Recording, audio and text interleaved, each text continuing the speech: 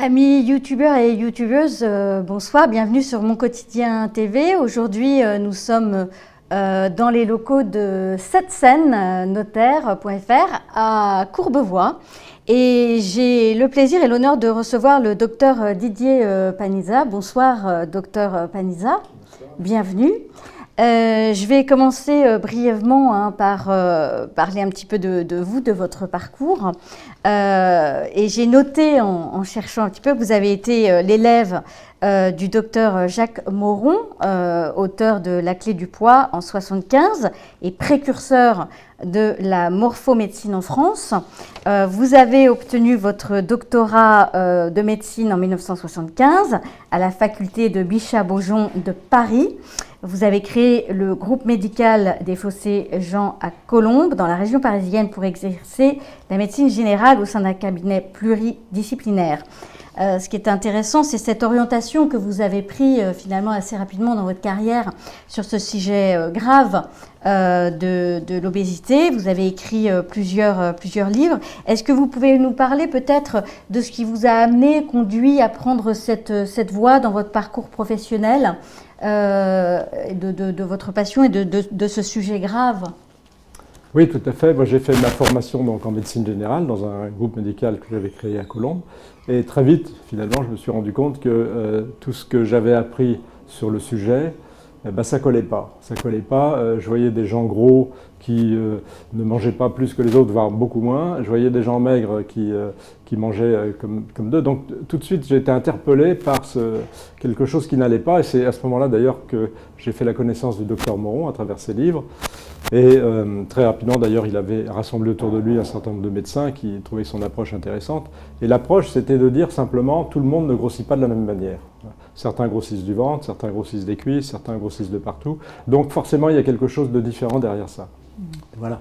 Et de fil en aiguille, il nous avait un peu décrit tous ces types d'obésité. Et mon travail à moi, par la suite, ça a été de vérifier ce qu'il avait dit, mais je savais que c'était juste, mais surtout d'utiliser des moyens modernes pour faire des mesures et que ça permettait d'avoir des données objectives et non plus des données subjectives. Alors on y reviendra sur ces outils modernes assez impressionnants. Vous êtes également l'auteur de plusieurs livres, si je ne m'abuse. Bah écoutez, moi j'ai rencontré Jacques Moron qui se faisait un devoir de transmettre et donc je me suis fait aussi un devoir de partager, hein, c'est ça, c'est rien d'autre. C'est un partage vis-à-vis des gens. Je pense qu'on a chacun une expérience et c'est toujours bien d'en faire part, d'en faire bénéficier les autres. Vous avez écrit 4 livres, il y en a un en perspective à nouveau ou... Alors non, parce que ça prend beaucoup de temps et donc pour l'instant j'en ai pas en perspective. Oui, j'en ai écrit plusieurs, mais en fait mon thème est toujours à peu près le même et je l'agrémente de mes connaissances nouvelles. Alors j'ai été assez impressionnée en faisant quelques recherches et en vous écoutant aussi hein, sur certains podcasts et j'ai été impressionnée par le fait que vous utilisiez, vous le disiez tout à l'heure, des technologies très modernes dont, si je ne m'abuse, un scan qui s'appelle IDEXA. Vous pouvez nous en parler un petit peu plus? Oui, je vais vous en parler. Alors finalement, voilà un peu l'évolution. Le docteur Moron, à son époque, décrivait les déformations du corps avec 1 centimètre de couturière. Bon, voilà, et au fond la progression c'est la technologie avec un scanner, ce fameux scanner IDEXA, qui permet de mesurer la composition du corps. On n'a plus besoin du centimètre de couturière. C'est ouais, d'accord, qu'on voit à l'écran. Voilà, donc c'est une mesure maintenant qui est entrée dans ma pratique quotidienne et ça me permet de savoir au gramme près quelle est la quantité de graisse, comment elle est localisée, c'est très important, comment est la masse musculaire, comment est la masse osseuse.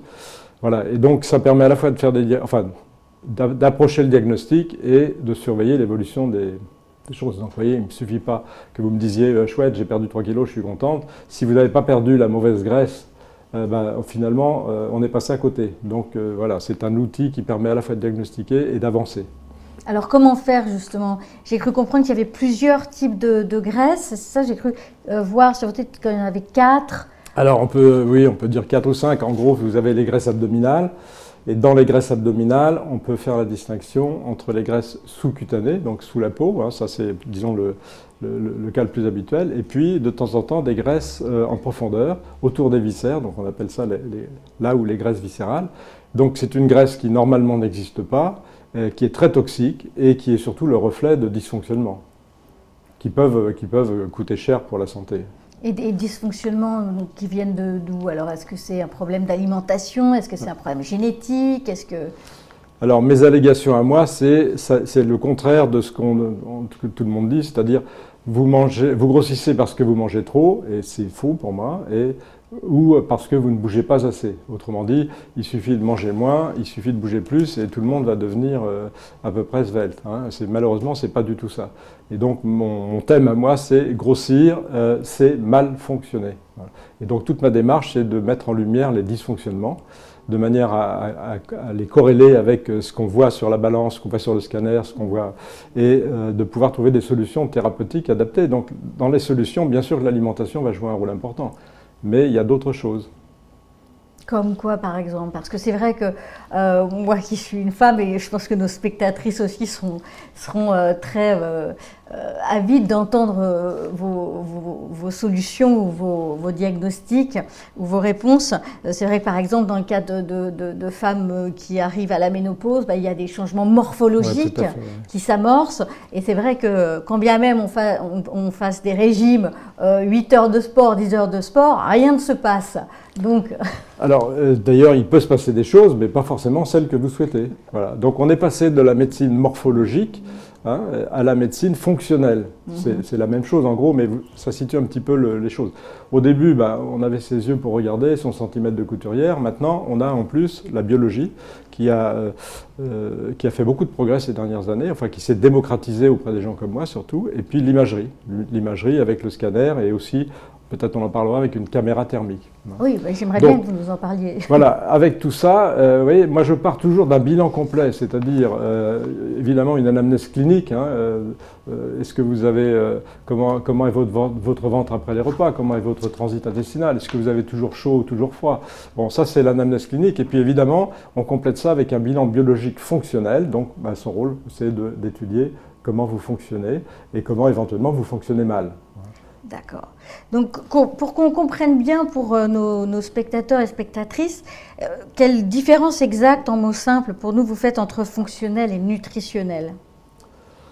Fonctionnel, c'est comment vous fonctionnez. Donc, comment est-ce que grâce à un certain nombre de choses, on va pouvoir comprendre pourquoi vous avez cette graisse en trop. Hein, et donc, une fois qu'on a identifié tout ça, on va essayer de corriger. On corrige avec de la nutrition toujours, hein, c'est toujours le premier outil. On va essayer de trouver un modèle alimentaire qui corresponde à vos problèmes. Hein. Je prends un exemple comme ça. On va découvrir par exemple que vous êtes allergique aux œufs. On va vous faire un modèle alimentaire duquel il faudra exclure les œufs. Voilà. Et mes traitements sont essentiellement des traitements soit de micronutrition, soit de phytothérapie. On arrive à soigner beaucoup de choses puisqu'on intervient la plupart du temps en période de dérèglement et non pas en période de maladie. D'accord, c'est très intéressant. Vous parliez en plus donc d'IDEXA de caméra thermique. Vous pouvez nous en dire un petit peu plus? Oui, alors on a parlé des graisses abdominales superficielles, des graisses abdominales profondes. Le docteur Moron avait décrit ça, et c'était le premier d'ailleurs à le décrire.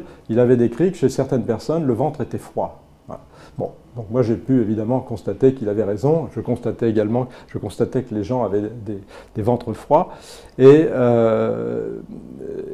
donc je me suis dit, c'est subjectif comme description, donc il faut trouver quelque chose. Et du coup, je me suis dit qu'il fallait mettre des valeurs aux températures qu'on mesurait, ça permettait de confirmer, et surtout, ce que je voulais savoir, c'est si on avait bien un retour à la normale quand les choses s'arrangeaient. Voilà, donc j'ai fait l'expérience avec une caméra thermique, et comme ça s'est montré vraiment positif, je continue, et franchement, avec l'image et les mesures de la caméra thermique, qui est un examen très simple et non dangereux et pas très coûteux, on arrive déjà à savoir ce qu'on va trouver avec l'IDEXA et avec la biologie. Et alors pourquoi certains ont le ventre froid alors? Alors, on s'est longtemps posé la question. Moi, j'ai une hypothèse. Je ne suis pas sûr qu'elle soit la bonne, mais elle est quand même un peu vraisemblable. C'est-à-dire que quand vous avez une zone froide, ça veut dire que dans cette zone, en profondeur, vous avez des cellules graisseuses qui ont trop grandi. Elles ont dépassé la taille critique. La taille critique pour une cellule graisseuse, c'est 120 microns. Bon, c'est ce que le capillaire sanguin, finalement, peut apporter en oxygène.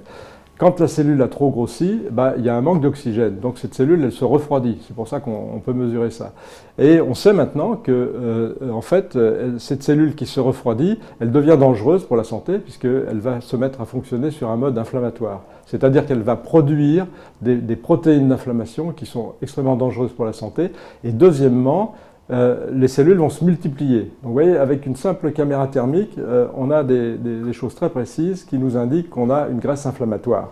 Ce qui devient d'ailleurs paradoxal, puisqu'à un certain moment, votre graisse produit de l'inflammation qui vous fait grossir.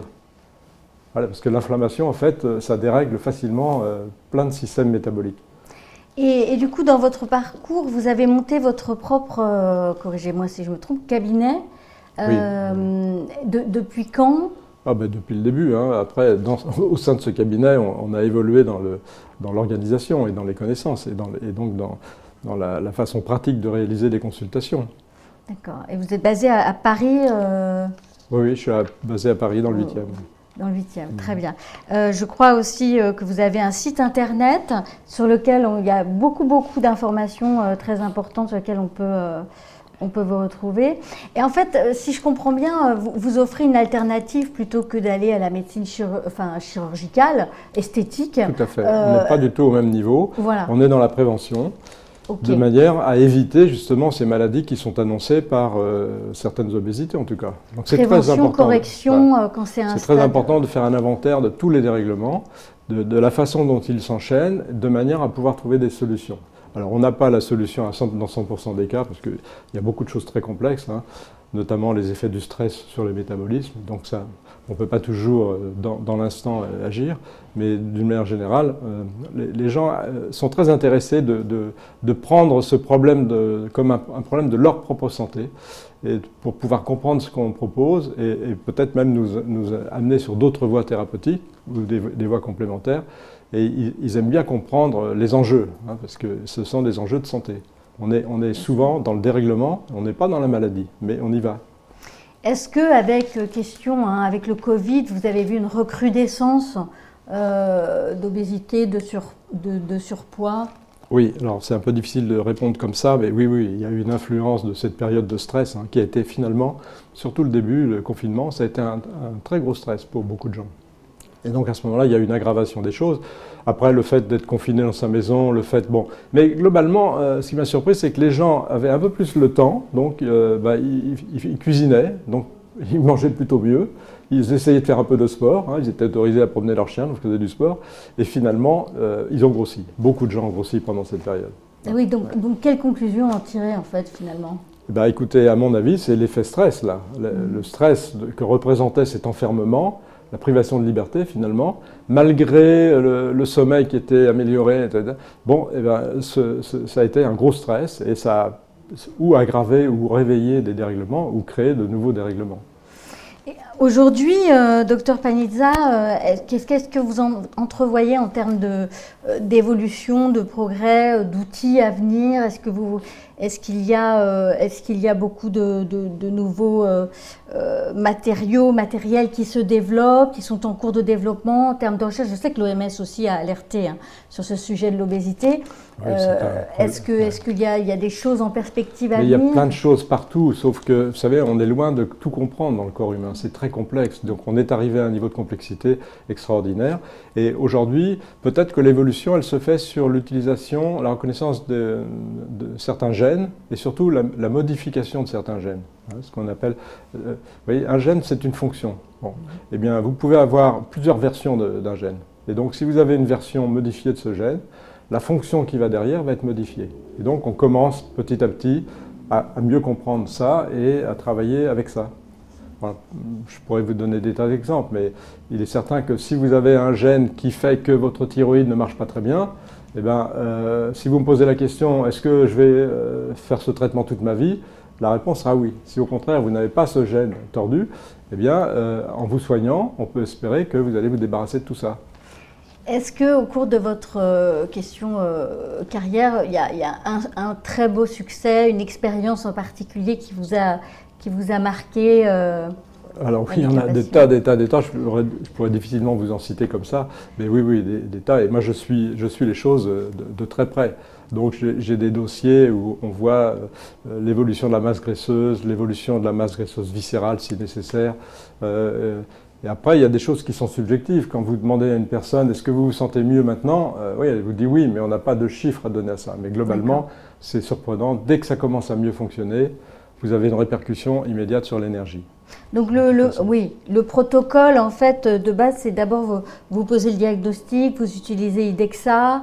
C'est de faire un bilan complet. Donc voilà. Le bilan comprend l'examen clinique, l'imagerie, donc de l'IDEXA et de la caméra thermique, et un bilan biologique qu'on appelle un bilan fonctionnel, en fait, qui est destiné à bien comprendre comment vous fonctionnez. Ce qu'on n'a pas avec tous les bilans que les gens sont habitués à voir. Le médecin prescrit un bilan pour savoir si vous êtes diabétique. Et moi, dans mon bilan, bon, peut-être je vais vous trouver diabétique, mais ça m'étonnerait. Mais par contre, je vais trouver que vous avez ce qu'on appelle une résistance à l'insuline. C'est-à-dire que votre insuline, elle est plus très efficace. Vos cellules n'entendent plus le signal de l'insuline.